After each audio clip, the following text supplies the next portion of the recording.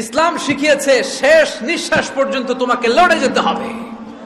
এই পৃথিবীতে কেউ কাউকে জায়গা করে দেয় না, জায়গা করে নিতে হয়।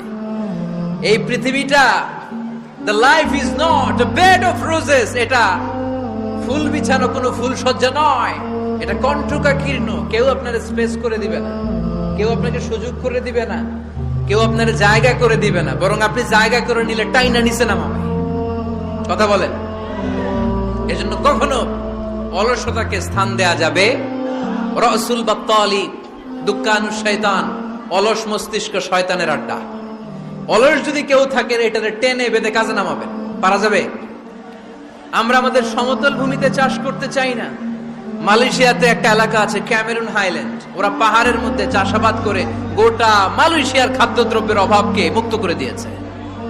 পাহাড়ের মধ্যে ওখানে ফুলের বাগান, ক্যামেরুন হাইল্যান্ড প্রায় ৬,০০০ ফিট উঁচু, প্রচন্ড ঠান্ডা। এই ঠান্ডা পাহাড়ে হিল ট্রাক্টস এরিয়াতে মালয়েশিয়ার এই ক্যামেরুন হাইল্যান্ডে ওখানে আছে ফুলের বাগান, আছে ফলের বাগান, আছে চায়ের বাগান, ওখানে মধুর চাষ হয়, ওখানে শাকসবজি চাষ হয়, ওখানে অনেক কিছু চাষাবাদ হয়। ওই ফলমূল শাকসবজি দিয়ে গোটা মালয়েশিয়ার 14টা স্টেটে যত শাক সবজি ফলমূল লাগবে ওরা আঞ্জাম দেয়। আর আমরা আমাদের সমতল ভূমিতে চাষ করতে চাই না। আমরা চাষাবাদকে খুব লজ্জা মনে করি, এটা ভুল আইডিয়া। আমাদের যে এলাকা যেই জিনিসের জন্য বিখ্যাত ওইটাকে আমাদের ব্র্যান্ডিং করতে হবে। লক্ষ্মীপুর কিসের জন্য বিখ্যাত?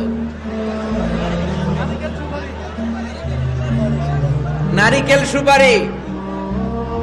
নারিকেল সুপারি যে পৃথিবীর কত মানুষ, ইন্দোনেশিয়ান লোকেরা মুড়ির মতো খায় নারিকেল আর সুপারি। তো এইটারে আমাদের ব্র্যান্ডিং করতে হবে। যেই দেশে যেটা আছে, যে এলাকা যেই পণ্যের জন্য বিখ্যাত ওইটা আমাদের ব্র্যান্ডিং করতে হবে। আমাদের আদমজির জুট মিল বন্ধ না, ভাওয়ানি জুট মিল বন্ধ। আমাদের পাট শিল্পকে ধ্বংস করে দিয়ে ইন্ডিয়া এখন ওই কটনের পাঞ্জাবি বানায়, জুট কটনের পাঞ্জাবি। আছে না নাই? পুরা বাংলাদেশের মার্কেট এই জুট কটনের পাঞ্জাবি দিয়ে সয়লাভ।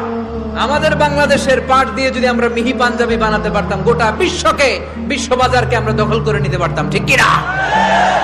এজন্য আমাদেরকে নতুন নতুন আইডিয়া জেনারেট করতে হবে। চাকরির পিছনে বসে থাকলে চলবে না। আর আজান যদি হয়ে যায় ছুটে যাব মসজিদে, আর নামাজ শেষ হলে আমরা আমাদের কাজের দিকে চলে যাব। চিল্লায় বলেন ঠিক কিনা? যেটাই করবো আমরা ভালোভাবে করবো, কাজ করে খেতে হবে। কাজে লজ্জা নেই, লজ্জা হচ্ছে অলসতায়। লজ্জা কিসে? আজকের আলোচনা থেকে এটা মুখস্থ করে নিতে হবে। কাজে লজ্জা নেই। লক্ষ্মীপুরের ইয়াংস্টারেরা শ্রমে লজ্জা নেই, পরিশ্রমে লজ্জা নেই, লজ্জা অলসতায়। লজ্জা কিসে? আরো জোরে।